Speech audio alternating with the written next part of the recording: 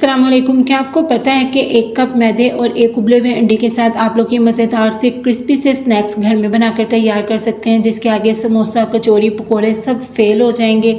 एक उबला हुआ अंडा और पूरे घर वालों के लिए मज़ेदार से स्नैक्स तैयार। तो ये जानने के लिए इस रेसिपी को आप लोगों ने बिना स्किप के लास्ट तक देखना है। यहाँ पे सबसे पहले बिस्मिल्लाहिर्रहमानिर्रहीम मैंने ले लिया है एक कप मैदा। मैदा जो है वो हमेशा छान के इस्तेमाल किया करें, और आजकल तो वैसे भी बरसात का मौसम है, तो मैदा, सूजी, आटा, बेसन इन सबको आपने छान के इस्तेमाल करना है। हाफ टी स्पून मैं यहाँ पे इसके अंदर शामिल करूँगी नमक का, 2 टेबलस्पून भरकर मैं यहाँ पे शामिल करूँगी मेल्टेड घी का, पिघले हुए घी का इस्तेमाल करूँगी। आप चाहो तो ऑयल का भी यूज़ कर सकते हो। इससे क्या होगा कि आपके जो स्नैक्स हैं वो बहुत ही खस्ता बन के तैयार होंगे। 2 टेबलस्पून घी ऐड करने के बाद अब आपने इन तमाम चीज़ों को अच्छे तरीके से मिक्स करना है। घी जो है वो मैदे में अच्छे तरीके से मिक्स हो जाना चाहिए, और इसकी इस तरीके से जो मुट्ठी है ना वो बंध जानी चाहिए। जब इस तरीके से इसमें मुट्ठी बनने लग जाएगी, फिर आपने थोड़ा थोड़ा नॉर्मल टेम्परेचर का पानी लेके इसमें ऐड करते जाना है, और इसकी एक डो बना लेनी है। इसकी डो सेम आपने उसी तरीके से बनानी है जिस तरह आप लोग समोसों की डो बनाते हो। डो को अच्छी तरीके से नीट करने के बाद इसके ऊपर हल्का सा ऑयल लगाकर तो आपने इससे कवर लगा के एक साइड पे रख देना है। उसके बाद यहाँ पे मेरे पास है एक अदद उबला हुआ अंडा, जिसे मैंने बॉईल करके छिलके रिमूव करके तो इसे मैंने ठंडा होने के लिए रख दिया था। बिल्कुल जब अंडा ठंडा हो जाएगा ना, फिर आपने ना इस तरीके से उसे मोटे वाले ग्रेटर से ग्रेट कर लेना है। उसके बाद यहाँ पे मेरे पास है 2 टेबलस्पून फाइन चॉप किए हुए प्याज हैं, 2 से 3 टेबलस्पून चॉप किया हुआ हरा धनिया है, और 2 अदद हरी मिर्चों को मैंने बारीक बारीक कटिंग करके रखा हुआ है। वो यहाँ पे अंडे में ऐड कर लेंगे। बहुत ही मज़ेदार सी हम जो इसकी फिलिंग है वो तैयार करेंगे। थोड़ा सा हाफ़ टी स्पून से कम मैं यहाँ पे थोड़ा सा नमक ऐड कर दूँगी। हाफ़ टी स्पून शामिल करूँगी यहाँ पे साबुत ज़ीरे का, हाफ़ टी स्पून शामिल करूँगी पिसी हुई लाल मिर्च का, बिल्कुल थोड़ी सी 1 से 2 चुटकी यहाँ पे शामिल करेंगे हल्दी का। इससे जो फिलिंग है उसका कलर बहुत ही ज़्यादा प्यारा हो जाएगा।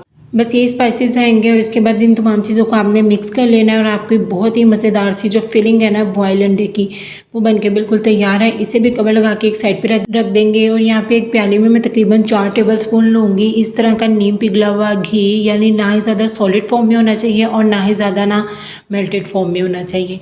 1 टेबलस्पून यहाँ पे शामिल करेंगे कॉर्नफ्लावर का, और 1/4 टीस्पून मैं यहाँ पे शामिल करूँगी बेकिंग पाउडर का। सोडे का इस्तेमाल नहीं करना, बेकिंग पाउडर का यूज़ करना है। और इसको यहाँ पे अच्छे तरीके से आपने मिक्स कर लेना है। इसकी जो एक ग्लू सी है ना वो बन के तैयार हो जाएगी। इस तरीके से इसकी ग्लू बन जानी चाहिए। इसे भी आप एक साइड पे रख देंगे, और दूसरी तरफ यहाँ पे देखिए हमारा जो आटा है वो बहुत ही अच्छे तरीके से सेट हो चुका है। इसके अब आपने पेड़े बना लेने हैं 6 एक जैसे ना नॉर्मल साइज़ के, पूरी जितने साइज़ के आपके जो पेड़े हैं वो बन के तैयार होंगे। अब एक अदद पेड़ा ले लेंगे और हल्का सा मैदा डस्ट करके तो इसको आपने पूरी के साइज़ का बेल लेना है। तमाम पेड़ों को इसी तरह हम लोग बेल लेंगे। अब आपने क्या करना है, जो सबसे पहले आपने पेड़ा बेला था ना पूरी का, उसके ऊपर आप लोगों ने ये जो ग्लू हमने तैयार करके रखा हुआ है ये लगा लेना हाथों के साथ अच्छे तरीके से। सारी रोटी के ऊपर आप लोगों ने ना इसे लगा लेना है, और इसके ऊपर आप लोगों ने अगली जो रोटी बेली हुई है वो रख देनी है। सेम प्रोसीजर इसके साथ भी करेंगे, और सारी की सारी रोटियों को इसी तरह ऊपर नीचे रखते हुए इनके ऊपर जो ग्लू है वो आप लगाते जाएंगे। और उसके बाद जो सबसे ऊपर वाली रोटी जब आप लोग सेट कर देंगे, सारे के सारे 6 अदद रोटियाँ इसके ऊपर सेट हो जाएंगी। फिर आपने हल्का सा बेल लेना, बस इसके ऊपर चला लेना 3 से 4 मरतबा।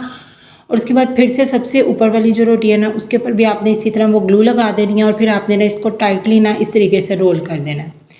रोल करने के बाद अब आपने इसकी कटिंग कर लेनी है। छुरी को इस तरीके से आगे पीछे करते हुए आपने इसकी कटिंग करनी है, ताकि इसकी जो लेयर्स हमने बनाई हैं वो ख़राब नहीं होनी चाहिए। सारे की सारी इस तरीके से फिर से आप लोगों ने पेड़ों की कटिंग कर लेनी है, और फिर से जो आपने कटिंग किए हुए लेयर्स वाले पेड़े हैं ना वो आपने एक लेना है, उसको इस तरीके से फिंगर से ही फैला के तो आप लोगों ने जो उबले अंडे की फिलिंग तैयार की हुई है ना वो इसके ऊपर लगा देंगे। मैं यहाँ पे तकरीबन 1 to 2 टीस्पून जो फिलिंग है वो इसके अंदर रखूँगी। और उसके बाद अब आपने ना इसको साइड्स को पकड़ के इस तरीके से, जिस तरह हम लोग कचौरी को रोल करते हैं ना, कचौरी के लिए पोटली सी बनाते हैं, उस तरीके से आपने इसकी पोटली सी बना लेनी है। और इस तरह फिंगर से ही आपने ना इसे प्रेस करके तो इस तरीके से ये जो स्नैक्स है ना इसकी फिलिंग तैयार कर लेनी है। बिल्कुल कोई टेंशन वाली बात नहीं है, बड़ी जल्दी से ये बन के तैयार हो जाते हैं। इसी तरह बाकी के भी सारे के सारे जो हम लोग अपने स्नैक्स हैं उनकी फिलिंग कर लेंगे। और उसके बाद यहाँ पे कढ़ाई में मैंने ऑयल को मीडियम आंच पे गरम कर लिया है। ज़्यादा तेज़ आपने जो ऑयल है ना उसको गरम बिल्कुल नहीं करना है, आँच पे बिल्कुल मीडियम आँच पे आपने इसे गर्म करना है। और एक एक करके आप अपना जो स्नैक है वो इसके अंदर शामिल करते जाना है। बहुत ही झटपट से बन जाने वाली रेसिपी, और बहुत ही क्रिस्पी बन के तैयार होती है। और इस बारिश के मौसम में तो ये आपकी चाय के साथ जब आप लोग इसे सर्व करोगे तो ये आपकी चाय का जो मज़ा है वो दोबाला कर देगी। अब आपने क्या करना है, इसको मीडियम आंच पे ही फ्राई करना है, ज़्यादा तेज़ आंच पे नहीं करना और ना ही ज़्यादा लो पे करना है। एक साइड पे जब इस तरीके से प्यारा सा कलर आ जाएगा फिर आपने इसकी साइड को चेंज करना है। और जब आप इन स्नैक को मीडियम आंच पे फ्राई करोगे ना, मीडियम टू लो पे, तो इस तरीके से ये बहुत ही ज़्यादा क्रिस्पी बन के तैयार होंगे। देखिए दोनों साइड्स पे कितना प्यारा सा गोल्डन कलर आ गया है। इसी तरह जो है वो मैं बाकी के भी फ्राई कर लूँगी। और ये देखिए माशाल्लाह माशाल्लाह इनकी फाइनल लुक कितने ज़्यादा क्रिस्पी लग रहे हैं। और लेयर्स वाले जो हमारे स्नैक हैं झटपट से बन के वो तैयार हो गए। ये देखिए माशाल्लाह कितने क्रिस्पी बन के तैयार हुए हैं। सिर्फ एक उबले अंडे के साथ हम लोगों ने इन्हें बनाकर तैयार किया। ना ही आपको आलू बॉयल करने की ज़रूरत है, ना ही आपको चिकन की, ना ही गोश्त की ज़रूरत है। तो इस मज़ेदार सी क्रिस्पी सी रेसिपी को आप लोगों ने ज़रूर ट्राई करना है। और फिर मुझे कमेंट सेक्शन में आकर बताना भी है कि ये रेसिपी आप लोगों को कैसी लगी। दुआ में याद रखिएगा, अपना बहुत ज़्यादा ख्याल रखिएगा। अल्लाह हाफ़िज़।